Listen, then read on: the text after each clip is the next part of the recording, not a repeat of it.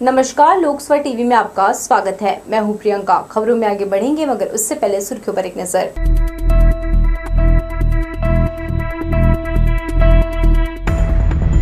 खाने के विवाद में प्रेमी ने प्रेमिका का सर पटककर सुला दी मौत की नींद। आरोपी तखतपुर से गिरफ्तार। कलेक्टर ने स्मार्ट सिटी परियोजनाओं का मौके पर जाकर देखा हाल। पशु चिकित्सालय में बनेगी लाइब्रेरी। और स्कूल शिक्षा के बिगड़े रिजल्ट से विभाग परेशान। अब 75% टारगेट लेकर कराई जाएगी पढ़ाई। हमारे न्यूज हेडलाइंस के प्रायोजक हैं Makhija test tube baby centre Bilaspur. हम आपके परिवार को पूरा करते हैं। Makhija test tube baby centre, life begins here, Bilaspur, Chhattisgarh. तो ये थी सुर्खियां। अब खबरें विस्तार से। सिविल लाइन थाना क्षेत्र के मंगला बस्ती में युवक ने अपनी प्रेमिका की बेरहमी से हत्या कर दी। सोमवार की रात खाने को लेकर उनके बीच विवाद हुआ, जिससे गुस्साए युवक ने युवती के सिर को दरवाजे पर पटक दिया। दोनों आदतन नशेड़ी थे और शराब दुकान के पास चखना बेचते थे। आरोपी को गिरफ्तार कर सिविल लाइन पुलिस मामले की जाँच कर रही है। सिविल लाइन थाना क्षेत्र अंतर्गत मंगला बस्ती के यादव मोहल्ला में रहने वाली निधि केवट की उसके प्रेमी शत्रुघ्न पटेल ने दरवाजे से सर पटक कर उसकी हत्या कर दी। पुलिस के अनुसार जूना बिलासपुर कतिया पार्क रहने वाली 23 वर्षीय निधि केवट उर्फ बिट्टू पिता सुखीराम केवट के साथ मंगला के यादव मोहल्ला निवासी शत्रुघ्न पटेल की दोस्ती थी। इसके बाद उन दोनों के बीच प्यार हो गया। पिछले 4 साल से प्रेमी प्रेमिका बतौर लिव इन रिलेशनशिप में रह रहे थे। दोनों युवक युवती मंगला में शराब दुकान के पास चखना सेंटर चलाकर जीवन गुजारा कर रहे थे। दोनों नशा भी करते थे, जिसके चलते उनके बीच अक्सर विवाद होता था, जिससे मोहल्ले के लोग परेशान रहते। सोमवार की रात शत्रुघ्न और निधि दोनों शराब के नशे में थे। इस दौरान शत्रुघ्न घर में अकेले खाना निकाल कर खा रहा था।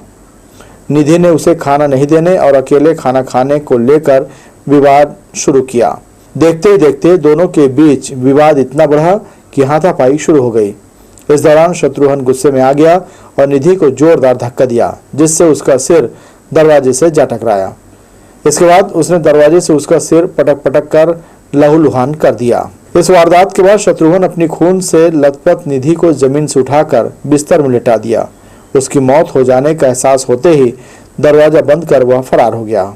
कल इनके बीच रात में झगड़ा हुआ था और करीब 12 बजे जो आरोपी है उसने यहाँ सूचना देकर बताया कि उसने उसको मार दिया है करके, और घटनास्थल पर पुलिस मौजूद है। एफएसएल की टीम पहुँच गई है और फिंगरप्रिंट लिए जा रहे हैं। सभी प्रकार की जो वैधानिक कार्रवाइयाँ हैं की जा रही हैं। कितने आरोपी हैं? और एक आरोपी है जिसे गिरफ्तार कर लिया गया है। कारण क्या था? शत्रुघ्न पटेल। मंगलवार को मोहल्ले वालों ने कमरे में युवती की लाश देखकर आसपास के लोगों को घटना की जानकारी दी, जिसके बाद पुलिस को इसकी सूचना दी गई। खबर मिलते ही पुलिस मौके पर पहुंच गई और आरोपी शत्रुघ्न की तलाश शुरू कर दी। दोपहर में पुलिस को खबर मिली कि आरोपी तखतपुर भाग गया है, लिहाजा टीम भेजकर उसकी घेराबंदी की गई और उसे दबोच लिया गया। फिलहाल उसे हिरासत में लेकर पूछताछ की जा रही है।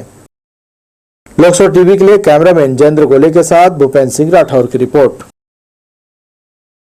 हाईकोर्ट गेट नंबर 2 पर मौजूद एक युवती को संदिग्ध मानकर पुलिस उसे पूछताछ करने थाने ले आई। पूछताछ में युवती कुछ भी बताने से मना कर दिया। उसके बैग की जब तलाशी में पुलिस को कुछ कागजात मिले हैं। पुष्पलता कश्यप नाम की यह युवती जांजगीर चांपा के सलकन गांव की रहने वाली है। फिलहाल चकरभाटा पुलिस छानबीन कर रही है। हाल ही में थाना सिविल लाइन और सरकंडा में चाकूबाजी की घटनाएं हुई थी, जिसमें पुलिस ने दोनों ही मामलों में आरोपियों की गिरफ्तारी कर ली है। तैयबा चौक के पास पुरानी रंजिश पर एक युवक पर चाकू से ताबड़तोड़ हमला करने के मामले में पुलिस ने 5 आरोपियों को गिरफ्तार किया है। गौरतलब है कि 2 साल पहले थाना सिविल लाइन अंतर्गत हुए नवीन महादेव हत्याकांड के मामले में बदला लेने की नियत से उदय चक्रधारी, मनीष यादव, पवन चक्रधारी, प्रेम डाहिरे और सूरज यादव ने अरहान खान के जेल से बाहर आते ही उस पर जानलेवा हमला कर दिया। इस घटना के दौरान बीच बचाव करने पहुंचे सिराज खान पर भी हमलावरों ने चाकू चला दिया और मौके से फरार हो गए थे, जिन्हें सिविल लाइन पुलिस ने गिरफ्तार कर लिया है। कंडा थाना क्षेत्र में एक लड़के के द्वारा जो है दूसरे लड़के के साथ पहले एक मारपीट की घटना हुई थी, जिसमें रंजिशवश जो है कल उसने उसको चाकू से मारा था, जिस पर जो है पुलिस ने तत्काल 307 का अपराध पंजीबद्ध किया था और आरोपी को गिरफ्तार कर लिया गया है। इसमें उसके 2 और साथी थे, उनको भी पुलिस ने गिरफ्तार कर लिया है और न्यायालय पेश किया गया है। सिविल लाइन क्षेत्र में यहाँ भी जो है पूर्व के एक मर्डर के मामले को लेकर रंजिशवश जो है चाकूबाजी की घटना हुई थी, जिसके 4 आरोपियों को जो है पुलिस ने गिरफ्तार कर लिया है। तालापारा के रहने वाले आदतन अपराधी के खिलाफ सिविल लाइन पुलिस ने आर्म्स एक्ट की कार्यवाही की है। पकड़ा गया आरोपी सूरज यादव चाकू दिखाकर लोगों को डरा धमका रहा था। मुखबिर की सूचना पर पहुंची पुलिस ने सूरज यादव को चाकू समेत गिरफ्तार किया।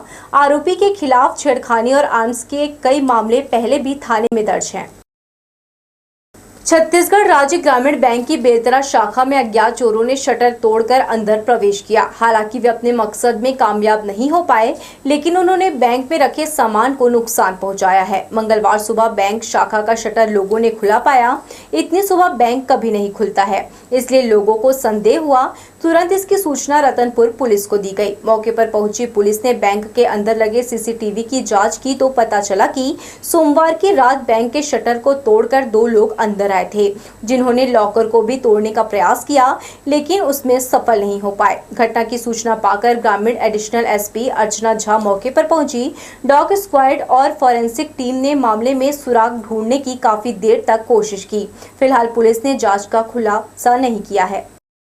जिला पशु चिकित्सालय में स्मार्ट लाइब्रेरी बनाई जाएगी, जहां खास तौर पर वरिष्ठ नागरिकों के लिए सुविधाएं होंगी। शहर के बीच अनुपयोगी और उजाड़ चिकित्सालय परिसर को स्मार्ट सिटी फंड से नया लुक दिया जाएगा। पालतू पशुओं की कमी के कारण जिला पशु चिकित्सालय की उपयोगिता धीरे धीरे कम हो रही है। अब यहां कुत्ते, बिल्लियों और घर पर पाले जाने वाले छोटे पशु पक्षियों को इलाज के लिए लाया जाता है। शहर से अधिकांश डेयरी संचालक गोकुल धाम शिफ्ट कर दिए हैं, जिससे मालिक अपने गाय भैंसों का उपचार वहां कराते हैं। इससे चिकित्सालय में बहुत ज्यादा काम नहीं रह गया है। वैसे भी यहां सुबह और 2 घंटे शाम में डॉक्टर और स्टाफ 2 शिफ्ट में ड्यूटी करते हैं। करीब आधा एकड़ चिकित्सालय परिसर का उपयोग नहीं किया जाता। कई सालों से उजाड़ पड़े इस शासकीय परिसर का सदुपयोग करने जिला प्रशासन ने निर्णय लिया है। कलेक्टर अवनीश कुमार शरण ने कहा, नया अस्पताल भवन पीछे खाली जगह में तैयार किया जाएगा, जबकि अगले हिस्से में स्मार्ट लाइब्रेरी बनाई जाएगी। विशेष रूप से बुजुर्गों के लिए यहां सुविधाएं जुटाई जाएगी, जिससे वे खाली वक्त यहां के वातावरण में बिता सके। लाइब्रेरी के अलावा यहां गार्डन विकसित किया जाएगा। वरिष्ठ जनों के साथ आम नागरिक इन सुविधाओं का आनंद लेंगे। उसमें जो प्रॉपर जमीन है उसमें कुछ एरिया में अतिक्रमण भी है और बाकी एरिया क्या है, पुराना हॉस्पिटल है, बट आज के डेट में उस हिसाब से उस लैंड का उपयोग नहीं हो रहा है।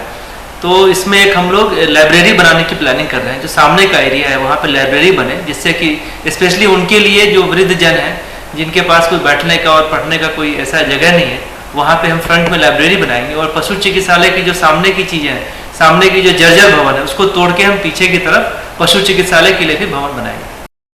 50 साल पुराना पशु चिकित्सालय कंपाउंडर और चतुर्थ श्रेणी कर्मचारियों के भरोसे चल रहा है। परिसर में केवल 2 सरकारी क्वार्टर रह गए हैं, उसकी हालत भी ठीक नहीं है। पशुओं का कृत्रिम गर्भाधान केंद्र अक्सर बंद मिलता है। शहर में पशुपालक नहीं रहे, शौकिया पालक अपने महंगे पेट और पक्षियों के लिए निजी चिकित्सक की सेवाएं लेते हैं। वे सरकारी उपचार पर भरोसा कम करते हैं। कुल जमा बेशकीमती सरकारी जमीन को किसी की नजर लगने से पहले इसे भी स्मार्ट सिटी फंड का सहारा मिल जाए तो इससे अच्छा और क्या हो सकता है। कैमरामैन राजा खान के साथ दिलीप जगवानी, लोकसो टीवी, बिलासपुर। अगले 2 सालों में बिलासपुर की तस्वीर काफी बदल जाएगी। स्मार्ट सिटी परियोजना के तहत जन सुविधा और विकास के कई कार्य कराए जा रहे हैं। सड़कों का junction, multi level parking, shopping complex, sports complex, काफी सुविधाएं निर्माण के अंतिम चरण में हैं। मंगलवार सुबह भ्रमण पर निकले कलेक्टर अवनीश शरण और निगम आयुक्त अमित कुमार ने स्मार्ट सिटी परियोजना के तहत चल रहे 1 दर्जन से ज्यादा कार्यों का बारीकी से मुआयना किया। कलेक्टर ने मौके पर निर्माण कार्यों की प्रगति देखी और इसे तय समय में पूरी गुणवत्ता के साथ पूरा करने के निर्देश दिए। इमलीपाड़ा में शॉपिंग कॉम्प्लेक्स स्मार्ट सिटी परियोजना के तहत लगभग 10 करोड़ की लागत से भव्य और सर्व सुविधा युक्त बनाया जा रहा है। कलेक्टर ने इसका निर्माण दिसंबर माह के पहले हर हाल में पूरा करने के निर्देश दिए।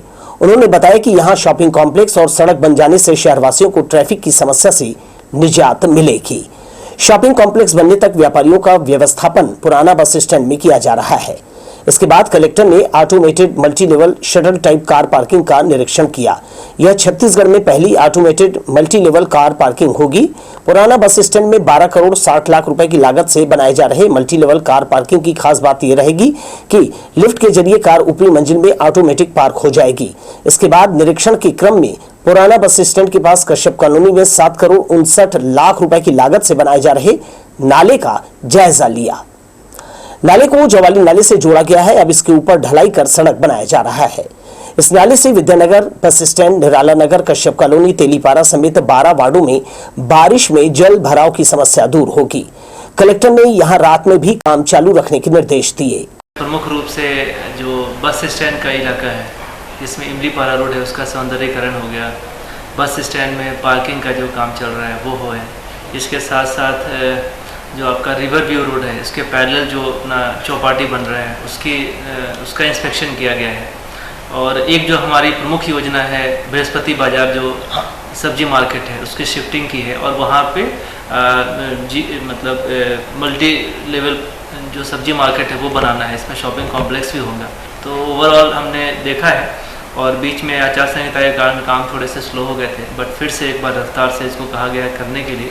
कलेक्टर ने 3.5 एकड़ में कोतवाली थाना परिसर में बनाए जा रहे 3 मंजिला मल्टी लेवल पार्किंग का भी जायजा लिया, जिसमें बेसमेंट, ग्राउंड फ्लोर समेत 3 फ्लोर बनकर तैयार है। 198 कार और 290 बाइक एक साथ पार्क की जा सकेगी। ग्राउंड फ्लोर को कमर्शियल कॉम्प्लेक्स के तौर पर विकसित किया जा रहा है, जिसमें 42 दुकानें बना ली है। 25 करोड़ 7 लाख की लागत से इस प्रोजेक्ट को तैयार किया जा रहा है। कलेक्टर ने इंदिरा सेतु से शनिचरी रपटा तक अरपा नदी के दोनों किनारों पर पक्की सड़क और नाली निर्माण का भी अवलोकन किया। कार्य में देरी पर ठेकेदार पर कड़ी नाराजगी जाहिर की। उन्होंने बीटी का काम इस माह के अंत तक अनिवार्य रूप से करने के सख्त निर्देश दिए। कलेक्टर ने हाईटेक बस स्टैंड में सौंदर्यीकरण कार्य का भी जायजा लिया। इस पर 2 करोड़ 44 लाख रुपए की लागत आएगी। उन्होंने निर्देश दिए हैं कि सभी पंखे चालू स्थिति में हो और पीने के पानी की सुविधा लोगों को उपलब्ध हो। कलेक्टर ने दौरे के अंत में संजय तरण पुष्कर में निर्माणाधीन स्पोर्ट्स कॉम्प्लेक्स का जायजा लिया। 12 करोड़ 15 लाख की लागत वाला कॉम्प्लेक्स कलेक्टर ने 1 माह के भीतर पूरी तरह से तैयार करने के निर्देश दिए। मनोचा कॉलोनी स्मार्ट रोड का भी निरीक्षण किया। उन्होंने यहां पर्याप्त ग्रीनरी रखने के साथ ही अन्य जरूरी निर्देश दिए। दौरे में सभी जोन कमिश्नर, स्मार्ट सिटी के अधिकारी और ठेकेदार मौजूद रहे। कैमरामैन राजा खान के साथ दिलीप जगवानी, लोकसभा टीवी, बिलासपुर। चकरभाटा क्षेत्र में खनिज तस्करी का मामला थमने का नाम नहीं ले रहा है। एयरपोर्ट से लगे तेलसरा के सरकारी जमीन को तस्कर खोखला कर रहे हैं। सोमवार मंगलवार की दरमियानी रात तस्कर मुरुम की खुदाई कर रहे थे, तभी इसकी सूचना बिल्हा एसडीएम और बोदरी तहसीलदार को लगी। फिर क्या था, दलबल के साथ पहुंची टीम ने 4 हाईवा और 1 जेसीबी मौके से जब्त किया। इसे सुरक्षित चकरभाटा थाने में रखा है। अब देखना यह होगा कि पकड़े गए वाहनों के खिलाफ क्या कार्यवाही होती है। हाई और हायर सेकेंडरी स्कूल के परीक्षा परिणाम को लेकर जिला शिक्षा अधिकारी ने चिंता व्यक्त की है। उन्होंने कहा कि पिछले वर्ष की तुलना 2% की वृद्धि हुई है, यह काफी कम है। आगामी वर्ष के बोर्ड परीक्षाओं में उन्होंने मिशन 75 का लक्ष्य निर्धारित कर इसकी तैयारी करने कहा है। जिले का हायर स्कूल और हायर सेकेंडरी का परिणाम निराशाजनक रहा। पिछले साल की तुलना में 10वीं और 12वीं के परीक्षा परिणाम में मात्र 2% की वृद्धि हुई है।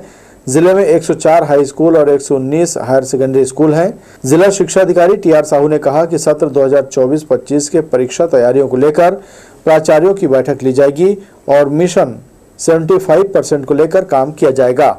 स्कूलों में अध्ययन और अध्यापन के कार्यों की लगातार मॉनिटरिंग करने के साथ ही विद्यार्थियों को लर्निंग मटेरियल भी उपलब्ध कराया जाएगा। वहीं शिक्षा का स्तर और ऊंचा उठाने नई तकनीक का भी सहारा लिया जाएगा।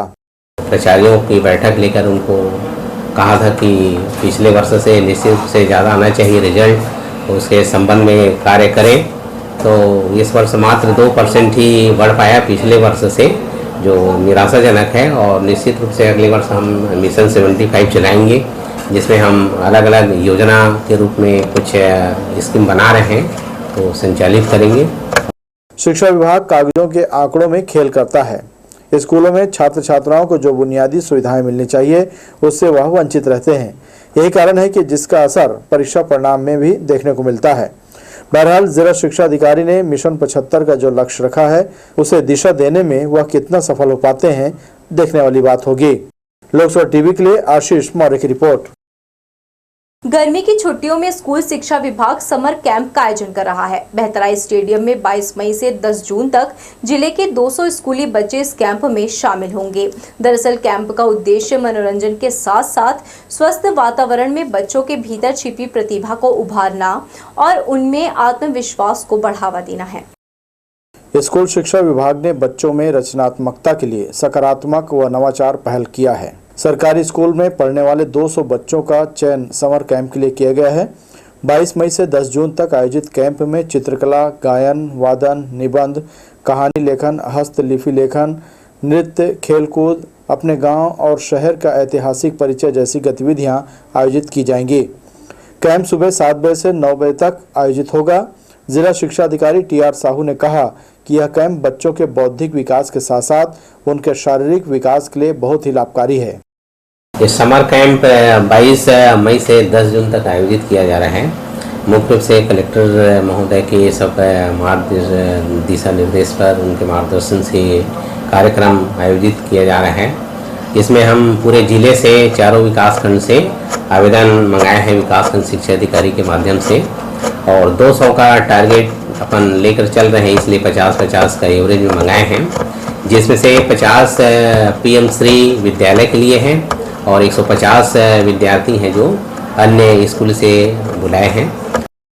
15 जून तक विद्यालयों में ग्रीष्मकालीन अवकाश है।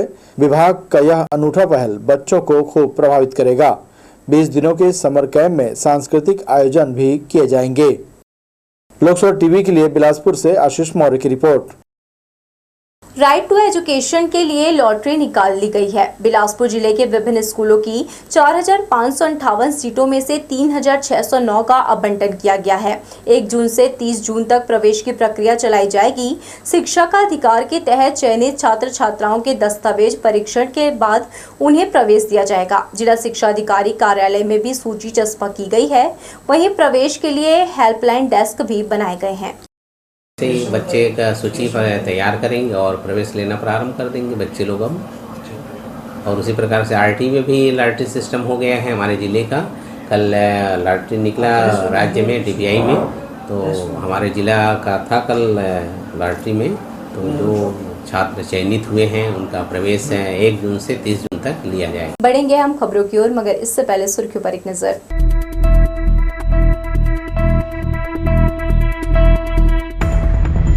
खाने के विवाद में प्रेमी ने प्रेमिका का सर पटककर सुला दी मौत की नींद। आरोपी तखतपुर से गिरफ्तार।